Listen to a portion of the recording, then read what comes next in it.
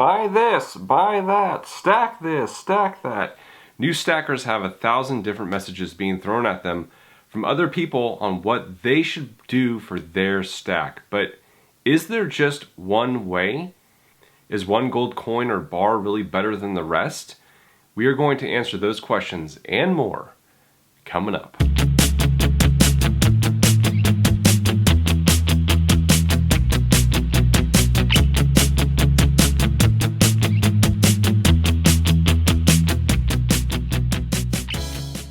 Hey everyone, welcome to Campbell's Coins.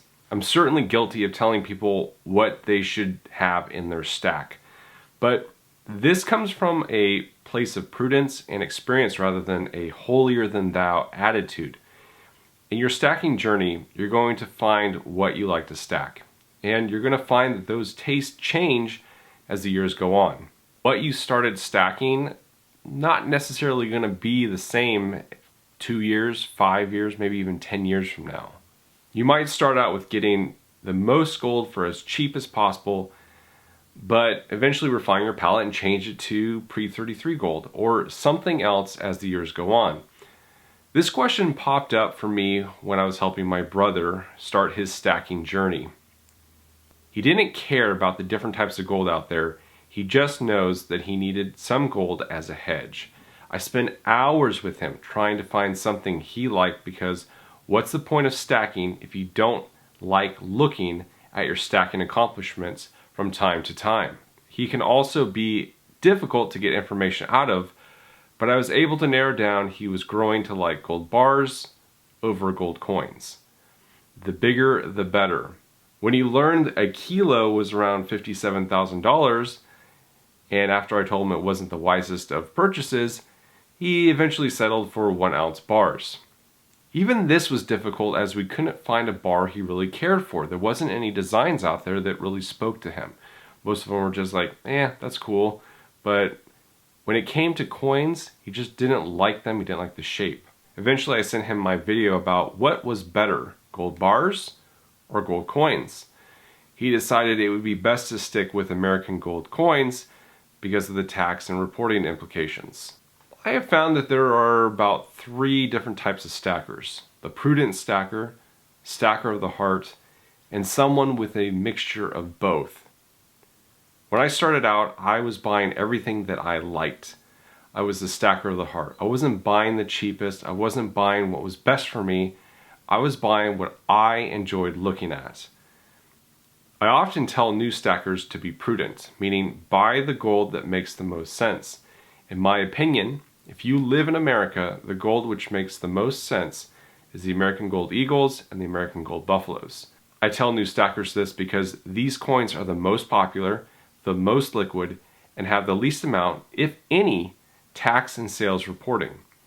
I give people the prudent stacker route because it's easiest to explain to them as they are just starting out. It gives them a singular object to focus on, and it's the most beneficial.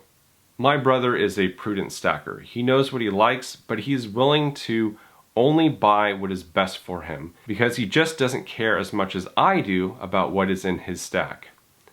I am now a mixture of prudent and a stacker of the heart. I know I should be focusing on American Gold Eagles and American Gold Buffaloes, but every so often things catch my eye and I drift.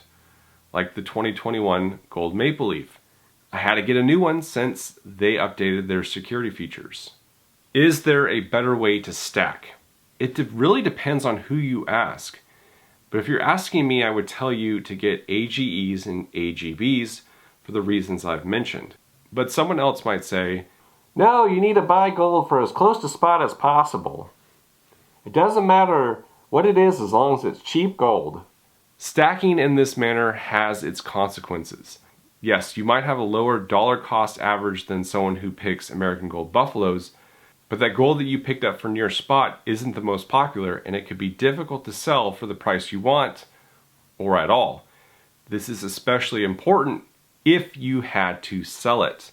I understand it's boring to stack just one coin, and this is why I always side with stack whatever you want. Just know those choices you make could hurt you in the long run. As long as you are aware of this possibility, do what makes you happy. There are consequences that don't have to do with the retail price. In America, if you stack gold maple leafs and try to sell over 25 ounces in a 24-hour period, the shop you're selling to is required to report the transaction to the IRS. But they don't have to report it if you're selling American Gold Eagles or American Gold Buffaloes. So in America, it makes sense to get those to stay under the radar, as it were. In Canada, you're taxed on selling 22 karat gold coins, so getting American Gold Eagles isn't a good idea. But one isn't taxed on 24 karat gold coins in Canada, so American Gold Buffaloes and gold maple leafs are your better option. As you can see, what's best for your stack also really depends on where you live. I've had a few new stackers who are of means reach out to me asking about what they should buy. They have some cash reserves that they know is not good to keep in cash, and so they want to transfer it into physical gold. What should I get? I tell them all the same thing. I would have 1 to 2 ounces of fractional gold, preferably quarter-ounce American Gold Eagles. That coin and that size is incredibly liquid if you need to sell for any other reason too. Funny enough, I heard Doug Casey in an interview talk about how he travels with quarter-ounce American Gold Eagles because the 1 ounce gold coin size draws too much attention and the quarter-ounce American Gold Eagles look like pennies in an x-ray. I haven't practiced this while traveling myself, and I'm pretty sure he was talking about international travel. Basically, the quarter-ounce American Gold Eagles stay below the radar while providing you with a lot of wealth in a small package. I then tell new stackers to grab 1 ounce coins. Get a base layer of American Gold Eagles and or American Gold Buffaloes, and then once you have that established, branch out as you wish. I never tell them how much because they don't give me any numbers to play with, but in the United States, this is one of the safer bets when buying gold. If you're interested, check out the other videos I have on my channel discussing the rarity of these metals and how they can help you preserve and protect your wealth. If you made it this far in the video, you guys and gals are my super stackers and collectors, and I appreciate you. Thank you all so much for watching. This is Campbell's Coins, and that is my 2 cents.